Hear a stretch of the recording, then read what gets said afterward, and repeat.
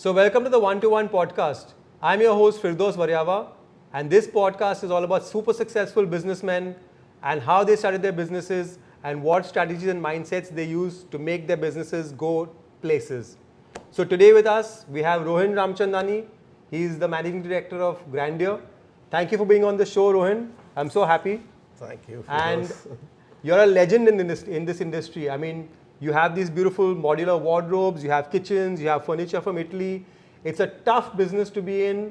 There's a lot of competition, but you've made this business into a brand name that everybody knows. Thank you. Tell us a little bit about your journey. Thank you. Long story. I was 15 and my brother was 20 when we had no money. Parents and dad was in service, and we started assembling audio cassettes. A small store on a rent with nothing, and then moved into importing audio cassette parts. From there, we realized in 1995 that the business trends changing. There were some round things, the CDs coming in when I visited first abroad.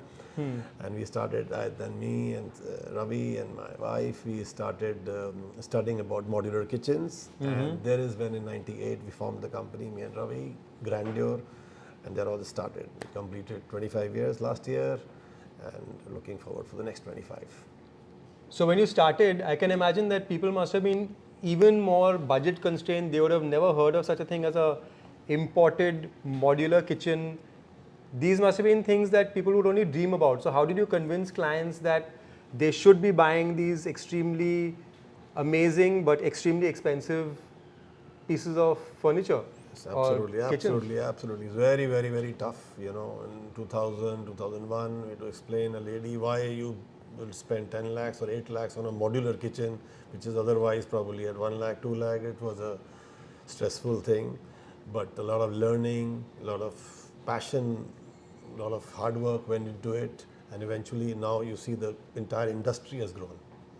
So I remember you telling me that by 2004, you had already been doing well enough that you could come to Bombay. So, I mean, it was a very short journey in that case. You must have been an overnight success.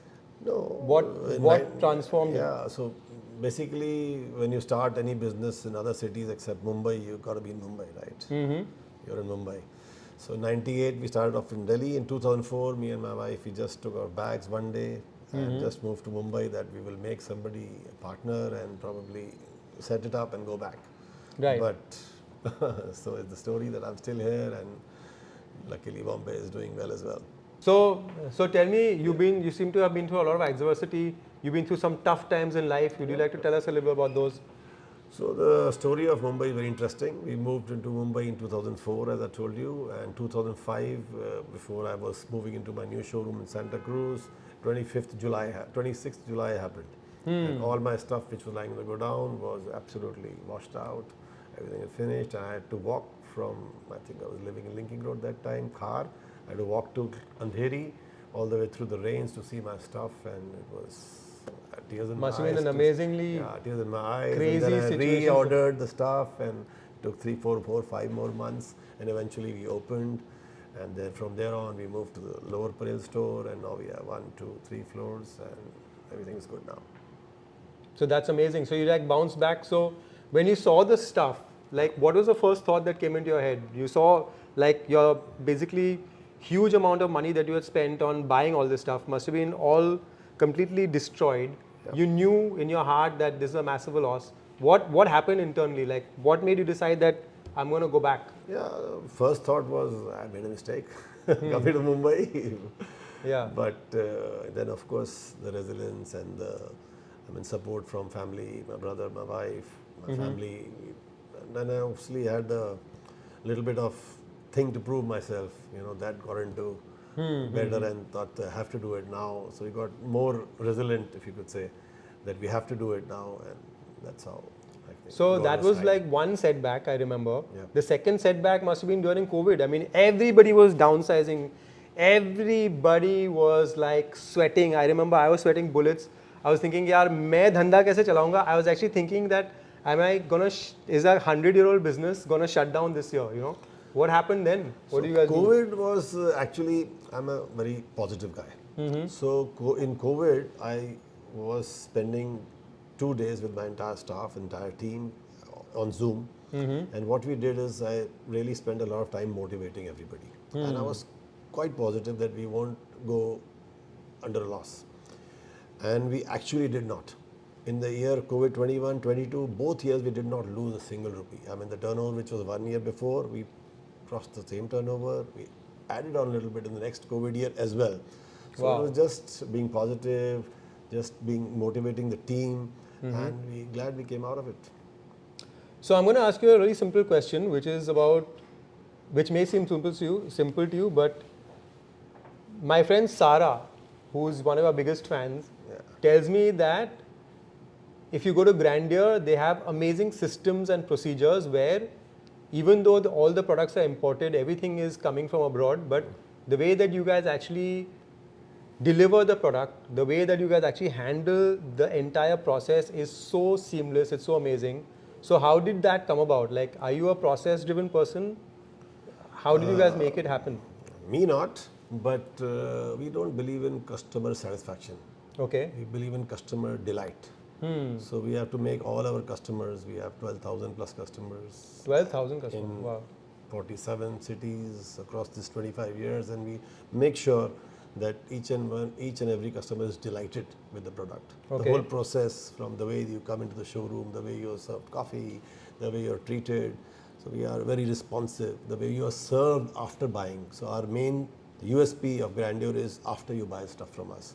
We Right, it's serve not just people- selling. Yeah, we serve people till the end. We are very responsive. So that's what I tell my team. You know, whatever you cannot do or can do, but you have to be responsive. Be accountable for what you do. So accountability, responsiveness, probably, and the whole process makes us get repeat clients. But somehow or the other, you've managed to institutionalize this into the business. Like, it's not just about you. Like, I've seen, like, you also have other interests. You play cricket. We'll come to that later. But you love cricket, you love socializing, you love traveling. But yet your business seems to run seamlessly. You know, everybody knows what they're supposed to do, how they're supposed to delight the customer. So how did that happen? Like, how did that process for that, happen? you have to be grateful to the team, right? Yeah, I have a team. My brother, Karan, his son, who's just joined 11, 12 years back. Then Arun, another member, team member, and the whole team. We are about 45, 50 people now. Wow. The team deserves it. Team deserves it. Plus, I think you're also navigating cultural differences. So, for instance, you're dealing with Italians, you're dealing with Germans. I mean, these are vastly different people. I mean, I know the Italians are emotional, the Germans are very logical. I mean, which one do you like better? Absolutely. So Italians are the culture. Italian culture and Indian culture is pretty much the same. Yeah, it's true. Yeah. So the Italian We both design like is pasta. better. The German machinery is better. So basically, at Grandeur, we have a lot of options we want to give it to the customer. That's the idea. If Sarah or any interior designer or any client who comes in, he has a vast choice. He has the Italian option, he has a German option. In wardrobes, I have Indian options, I have Italian wardrobes. So basically, a lot to offer, so that the customer buys something and goes. That's the idea. But if we had to pin you down, who do you like better, the Germans or the Italians? The product, you're talking about the product, right? Yeah, the design, Italian is better. Yeah. I'm still, because 80% what we sell is And the Italian. ladies? Indian. Indian, of course. That's a good one. Very well played. Very well played. No, of course. Your wife is looking at this and Yeah, she's like, I'm a- good answer. So we know about Rohin the businessman, and that's a pretty amazing story. What you built here is fantastic, which is why I'm interviewing you. But let's hear a little bit about Rohin the family man. So we are two brothers. We married two sisters. So when I was 17 and she was 16, I've been seeing her, and we got married in 1992. So 6, 7, 8 years of I love you, and 32 years of being married to her. So we chose, it's a very interesting thing, that we chose not to have children, because my brother has a son and a daughter. I consider them as my son and daughter. They are in business with us. So that's the real story. So we have two brothers married to two sisters with one son, one daughter, like ours. But what's amazing is that you and your brother and his family are so close. And how do you guys like manage to get along without any squabbling? Because y'all are running this big empire, which is basically, you know, catering to this high end of the market. And like sharing two children Correct. in a way. So how do you prevent any fights or any disagreements? In fact, that's easier, right? And God has His own ways. They sent me to Mumbai, so probably that helped all of us. And with just having one son, one daughter, getting all the cake from both the fathers, it's good for them. It's good for me. So it worked in our favor. So when you talk to Karan and his Neha. sister, Neha about wealth, about business, like do you have a conscious way of mentoring them, of ensuring that the next generation also knows how to preserve and create wealth, or is it just like they watch you and your brother and see that okay, this is how we got to do it? Actually, frankly, if you ask me, the younger generation is smarter than us. I genuinely think. Neha is married, happily married with my granddaughter, her husband. Karan is happily married with another granddaughter. So they are smarter than us. They will make their own thing. It's not that they are looking at any wealth coming from us. In fact, Karan is helping us grow our business immensely. He's been very helpful in the business. Neha was a part of us. Now she's moved to Hong Kong. So the family is, the younger generation is, I definitely look up to them, frankly. That's amazing. And now comes another juicy question, which is that with every younger generation that comes into the business, they have their own ideas, they have their own ways of doing things. I mean, they may want to grow the business like 100 times, and you and your brother now are at an age where you may think about either retiring or handing over. So how does that work? Like, how does that dynamic work? Yeah, I mean, obviously there are differences of opinion, but we are all cued in. Three of us actually took a little time, but frankly, we are all cued in to grow the company. None of me and my brother looking for retirement right now, but eventually we will. So it's pretty much on point. And how do you guys divide up the responsibilities between the three of you? So there's like your brother, you, and then your son. Correct. How do you guys three share so that none of y'all is sitting on each other's toes or basically causing some sort of conflict? That was actually a good question. That was not so easy. But we just did role division just about 4 or 5 years back. Right. Again, it was initiated by Karan, frankly, instead of us initiating that, but it was initiated by Karan, which helped us a lot. Right. So we are, Ravi is a different role, Rohin is different, Karan is different. Then we have a big team who's taking care, for all the other stuff.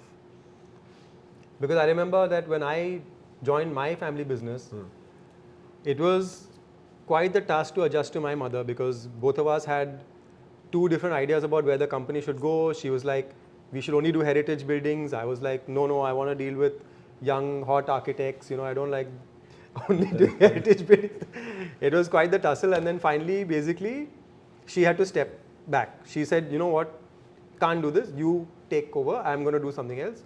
So you guys seem to have managed to actually work together, which is actually quite admirable. No, actually, it's looks easier from outside. So everybody has their own issues when the new generation joins. But at the end of it, the objective is same. And as I said, it took a few years to queue into the common objective, which we have done now. And we are not a 100-year-old company like yours. So we are just a young company, 26 years old only. So we want to still grow. Still lots to do for us. My next question is about growth. So considering that you guys have already grown, you have Bombay, you have Delhi. I think you've opened up one in Ahmedabad? Hyderabad. So what's the next plan? Like, where do you see the company's growth coming from? Yeah, so basically there is a lot of scope still. We still have frankly, personally, I have a less market share than I can in Mumbai and Delhi. Right. So we want to first saturate that rather than growing in other cities. Okay. Because now the world is so small that, as I said, we have worked in 46 cities. I've worked in a lot of other cities across the globe. So sitting here working in more cities is easier than opening stores all over. So our target is not to open stores everywhere. Oh, really? Whereas saturate these cities. There is immense construction happening all over the world. There's so much of industry. Our industry is growing. So there is a lot more left for us to do. Okay. We need to really work harder and take more share out of it. what do you guys do in terms of your social media, your marketing? Like you guys have made a pretty amazing brand name, which correct me if I'm wrong, seems to be built more of word of mouth and relationships with customers. So in order to find new customers, what you're talking about, like what is the actual strategy going to be? Are you guys going to go social media? Are you guys going to go events? Like you've been doing a lot of events as well. Yeah, we do a bit of all, but actually we are very not very good at this. Acquiring new clients. You know, whatever our forte lies in converting the inbound. Our percentage of conversion is very high if the client comes in. Yeah.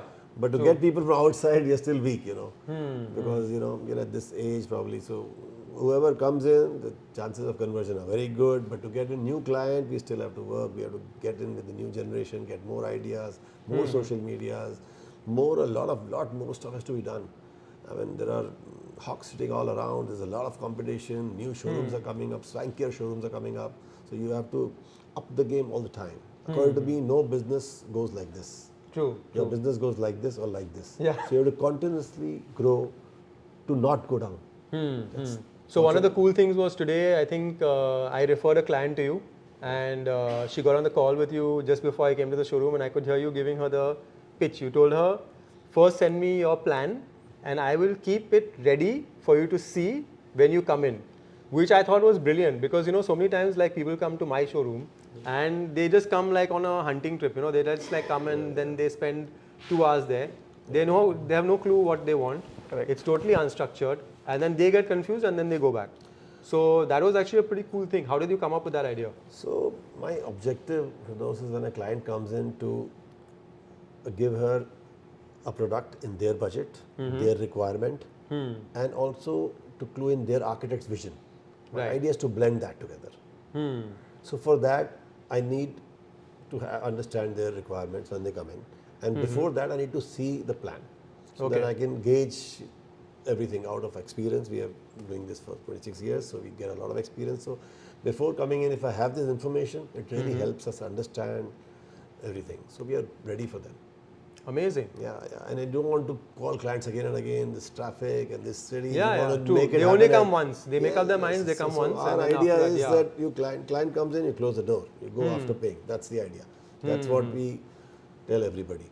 So make them have the best coffee, the best lunch, let them be here and take their time and decide and make as many changes as fast as possible. Utilize that be productive at that time. In fact, that's something that I'm going to learn from you because a lot of clients come to our showroom 3 or 4 times, and each time then there'll be a whole bunch of samples made, and it becomes such a long drawn out process. Sometimes it takes 3 months for them to decide on what tiles they want. Yeah, you can't help it. I mean, with the choices and with the people, with the fickle mind, it's not their fault. Yeah. But try to make their experience, we try to make that experience as good as possible so that they, instead of taking 10 visits, they confirm the order next 2 or 3 visits. That's the objective behind it. That's the objective. Yeah, that's the objective behind it. Not that we are successful all the time, but that's the endeavor. I mean, I can see why Sarah would love you because Sarah is a very systematic person. She hates to waste time. So I'm sure she must be coming in, she must be just closing everything and going. And this is the kind of place where you can do that. You don't have to really think too much about everything. You don't have to go and pick. Because I mean, when I look around your showroom, I'm just like amazed. I'm like, how do I even pick a finish, you know? There's hundreds of finishes. There's hundreds of types of drawers, kitchen top appliances. There are inbuilt microwaves, fridges where it's all concealed. It's amazing. I mean, this is like fantastic. It's like a wonderland. The idea was to make a, one window solution for the architect. So now that when we are doing kitchens, we are doing built-in appliances, we are doing the countertops. So the headache is off the architect. Okay. You choose and you try to hold so that the end result is fantastic. That's very important. So technical drawings, everything is provided by us when a guy buys a kitchen or a wardrobe from us. So that's what we try to do. So first we used to give a 2D drawing, just a normal paper drawing, and now it's a 2D, there is a 3D, some people ask for a walkthrough, the other guy is giving this, you should give this, so there is a lot of competition. So we try to give as much as we can, but normally 2Ds, 3Ds are provided for mostly all clients, unless the architect has made a 3D. And because there are, you see, when you're buying a kitchen, it's not only the wife, there is mother-in-law, there is a daughter. There is a lot of factors involved. So we try to give them a visual thing by showing the 3D, which makes it easier for them to choose the finish. Of course, and architects also don't have time these days. So we try to make everything ready in their next visit once we have a complete brief. So this also depends upon the brief we get. Right. If the architect and the client is sure of what they want, if the brief given is perfect, the results are better and faster. Correct. Very, very simple. But to show them a 3D, to change that X color to Y color is easier. So they can finalize fast. Awesome. I love it. And what role does price play in all this? Have you found a lot of people are price sensitive, or when they come to you, then they already pretty much No, with competition, kind of price is always a factor. Definitely. Yeah. Definitely it's a factor. But if your first experience with them, first experience you give to them, if that is fantastic. Right. So you have, price points has become secondary. Right. This is what I feel. But then again, each customer is different. So you cannot, generalize this. But there are a lot of clients, if they like the experience, our industry has a nominal discount which goes on. So they know it. So it's not that we are higher or lower than our product. So so you're like in the industry, you all are like almost we have the all same, the finishes, yeah. and the industry is there is a discount running in the industry which people know about it. So it's not too much high or low. But once you give them a good experience, the chances are they will close with you rather than the other one. Correct. Yeah. So it's all about the service actually. It's all about service, all about the expertise, the design, basically the team. Team is important. From the person who enters, I have Shubham, I have Arun in Mumbai, I have Ayush, I have Karan, and I have Megha in Delhi, and there are Arva in Bombay. There are a lot of people basically who, the first impression they give, the whole experience is good. Then the drawing which is made, which is as per the brief given by the architect. So the first presentation on the screen, the welcome screen is there, like your name was welcome. So when the welcome screen is there, first of all, so already 20%, 30% battle is won. So these small things would encourage all businessmen to give proper importance to the clients. To the client is paying, and whoever is paying is God, right? True. So you got to give him or her the importance, give things ready, make their time valuable, make it more productive. Of course, you have to back up with the experience and the knowledge. That's important. If you show something wrong or wrong drawing, a client is very smart, the architect is very smart. They will say they don't know your job. So there is where the experience counts. So there are a lot of new business competitors have come in. They've opened a new showroom better than us. Newer showroom, newer things. But can't imagine better than this, huh? No, I mean, this is like an amazing. But of course, then when you talk about the technical drawings, there is where we score over the others. So also, I heard some rumors that from start to finish, when a client says you can come and install this kitchen in my house, it takes only 3 days. Is this true? Basically, I take a lot of pride in the installation process, what we do. I think it's one of the USPs of Grandeur. So my Delhi team is even better than my Mumbai team. But we can install the whole 3,000, 4,000 square feet house in flat 7 to 10 days. Wow. If it's ready. So with the support from the architect and their contractors and civil team, we can do it very fast. Okay. We can do it very fast. That's the beauty of modular. Modular furniture. Right. You see the rise of modular industry is stupendous. Correct. Because it's fast. You want this kitchen or this wardrobe, what you see here in your house, you go to Lonavala and come back. Tomorrow it will be ready and installed. That's how fast it is. With no carpenters running in, no carpenters, happening. I remember. It's a hassle-free job. It's a no-brainer for me. So in fact, I have this overconfident look on myself when people say that I'm learning carpenter and making it. So I have to hold back myself. I don't sound pompous, but that's not the right thing at all. You have a modular industry. You have a cheaper. You have Indian and Italian. You're all so modular is the word. Is the way to go. So there is no option according to me. But still, there are about 10%, 15% people still in the conventional thing.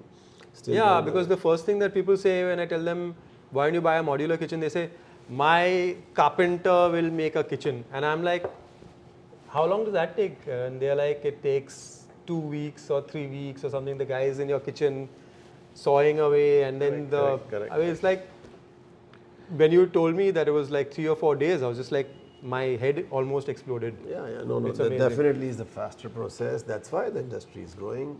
Plus, the material used, Yeah. there's less formaldehyde. There are Less gas. less gases. So there is actually, which India still, because the products made by Italian Germans are US ready. Right. They have a lot of tests which have to go through. So the product what they are giving to US, they are giving to Yeah. India, same thing. Correct. Here the consciousness is slowly growing. Save water, go green, all these things are just coming in the last 5-7 years. But later on, more and more as we go ahead, I think these products people will find a lot of sense in investing into the right product.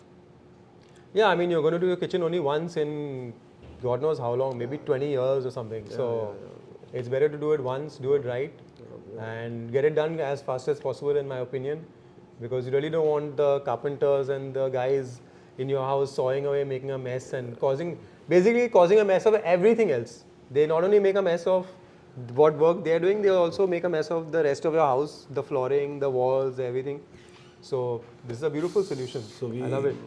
Last year, say something interesting. Last year I saw a lady who bought a kitchen from me 13, 14, 15 years back, walked into my showroom, and I knew that she paid a bomb that time also, and I got excited that okay, let it ready, and she appointed that she'll coming to. I said obviously it's a new kitchen now. Yeah. It's a new house. Yeah. And she comes in, and after 16 years of her kitchen, she said, yeah, just wanted to say hi, and been a long time. Kitchen is absolutely perfect shape. The dustbin is broken.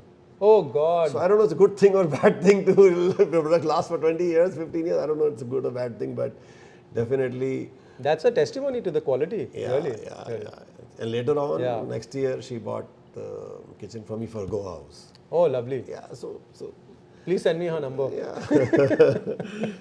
But generally the kitchens are absolutely hassle-free. They are modular. You can change things anywhere from here to there. It's very easy. Anything gets spoiled, you can come back. That's all. Okay, so the thing is that you've talked a lot about how architects have to also specify the kitchens, but what if somebody just wants to get the kitchen done? I mean, they don't want to get an architect involved. Is that possible? In fact, that happens a lot to us, and we push the client or the architect to at least hire an interior designer, because we are not architects. We have interiors and architects working for us to make a kitchen design. But when you are redoing a house, it has to be a lot of other factors have to be in. So a lot of people want to be penny wise, pound foolish, and they say, no, I know this, you can do this, you only do this. So we do that. 1 out of 10 kitchens or 10 wardrobes, we do it, but it's a hassle for us. Okay. Where you tell them what to do, and that's not ideal. Ideally, the architect who has a vision to make their house, or interior designer, the client and the vendor, all of us have to be in the same page. It has to be a win-win for all of us. Correct. We are on the same team to deliver the best product. So the architect comes back to us with the next client.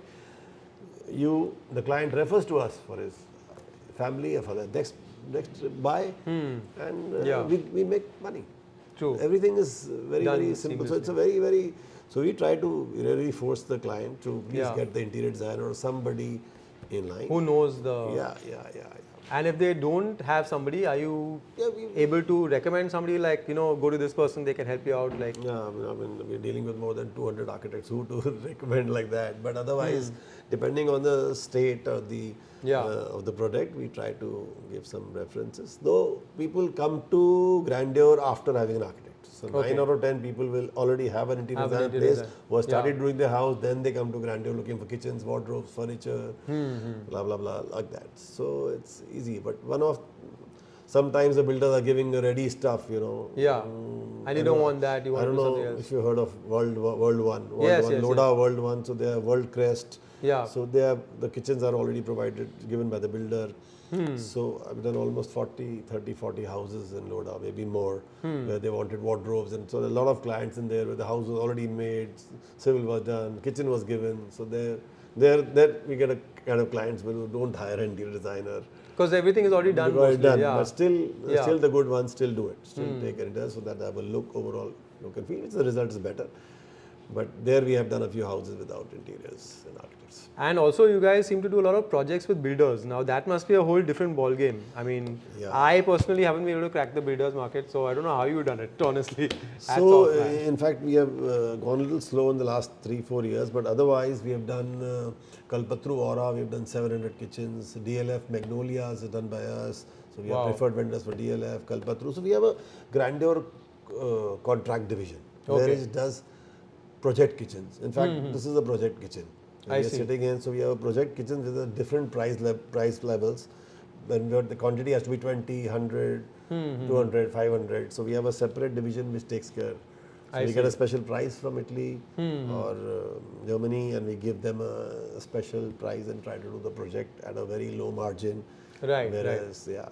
And also, you have a separate team for installing that as well. No, I mean, I'm assuming that must be like another. Yeah, installers huge are, amount of- installers are yeah. same, but the flow is different. You know, they get, so we want to really excel in that market in the next 2-3 years. Interesting. Because a lot of projects are improving. They're spending more and more money, and the difference between an Italian kitchen and Indian kitchen, which was huge, Right. has come very less. So there's a marginal difference left, and the quality is still higher. But is that because of import duties and costs, or because the cost has come down in Italy? I mean, what's played that factor in making Because it more affordable? yeah, India is a growing market. The costs have not increased, have not come down, but Indian costs have increased. Ah, right. Cost of production here is increased. True, There true. are more people in the market, so that is why the difference is less. Yeah. So Interesting. Very interesting. And So you're saying that basically now, I mean, if you spend a little bit more, you can get an Italian kitchen versus buying the Indian version. in a And you project, can get this kind of- in a yeah. project, the prices difference is Okay. minimal. Whereas in a retail, of course, there is still a lot of difference. Okay, got it. But you will still get that kind of quality and that speed and the service that obviously if you're buying it retail, it's going to make a world of difference. Yeah. So Rohin, as a first generation entrepreneur, what message do you have to other people who are also thinking of getting into business? See, passion, hard work, सब ये generic. You're gonna work hard नहीं, anyway, hard yeah. work, hard work. Passion Yeah. and accountability. According to me, these are the two things. So there are two kind of people. One is who are lucky Yeah. to do what they love. Second one, not those lucky, but they love what they do. Both are equally successful. So you have to be either. Yeah.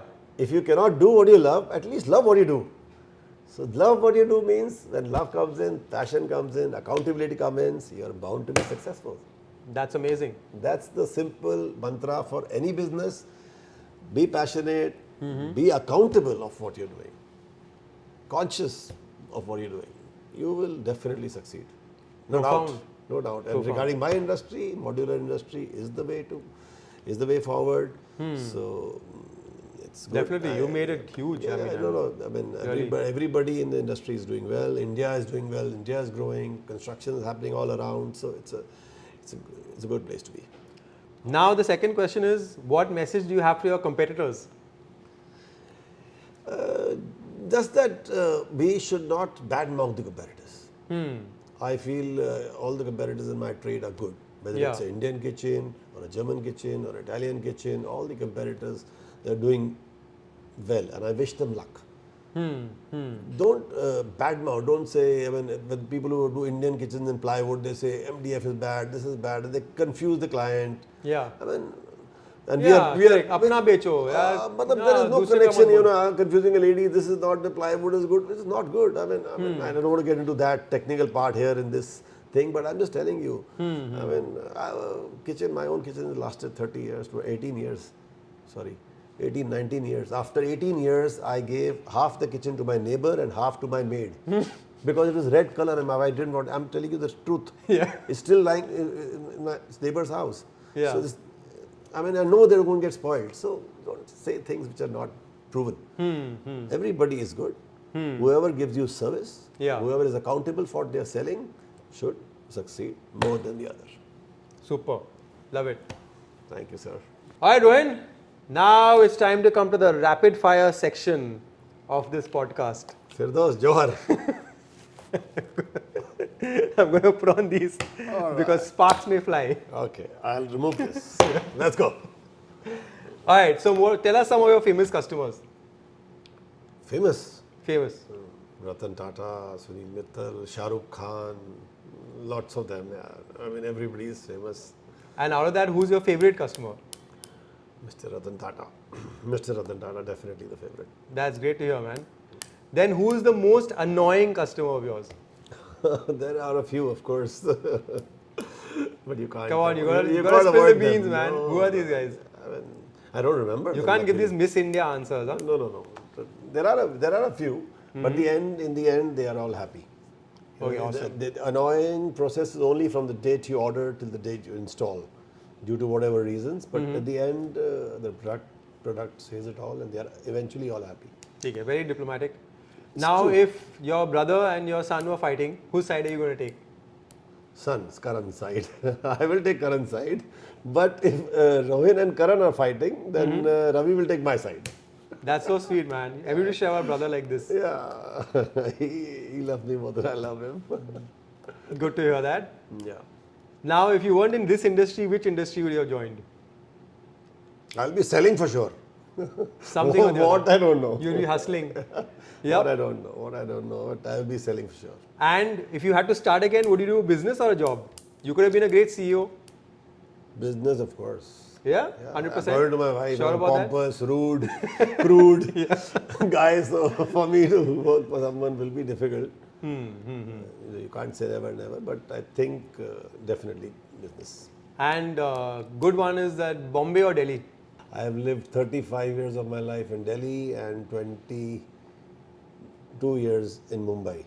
21 years in Mumbai, so I'll choose Mumbai. Nice. Definitely. We're flattered. Definitely. Now, finally, just tell us, what is the secret of life? Secret of life. There's no secret. First of all, I don't keep secrets. Secondly, secret of life is my mantra is work hard and party harder. I keep telling all my friends that's actually But what we've heard the- that's actually what I do. We've heard the famous 5 W's of Rohin. Yeah, this I was just telling you 2 minutes back, but I'll put it on record. So I believe in 5 W's. Uh-huh. And in this order. Okay. Work. Work is worship, as they say. So work. Woman. If the wife is around, it's woman, otherwise women. Just a slight alphabet change. But that's the order. Third is wine. I love drinking. Okay. Awesome. Whiskey, wine, malts. I'm into malts and wine. So third is wine. Fourth is wellness. I mean, replicating. Yeah. It's like health, You're always so fit. which is important, right? Most important for a lot, but this is my order, wellness. And fifth is without which you won't be considered anyone, wealth. So in this order, my 5 W's of life, I believe strongly in them. It's invented, thought, all money. Lovely. And I live by it. Amazing. Well, Rohin, I gotta say, this was one of the most fun podcasts I've ever done. Really enjoyed talking to you. And I think your journey has been inspirational, and a lot of people listening to this podcast are really, really going to enjoy learning so many things from you. Thank you so much. Thank you very much. Appreciate it. Thank you. All right, Rohin, this was a really fun podcast. Thank you so much. Really appreciate it, man. Thank you, bro. Thank you very much. And if you like this podcast, please like, share, and subscribe. And any new homeowner or any architect who has not worked with Rohin, you got to visit Grandeur. It's the most beautiful showroom. I love all these products. I wish I could redo my home right now. So highly recommended. One visit will make your home look beautiful. Signing off. See you guys later. Thank you. Thank you, Rohin. Thank you.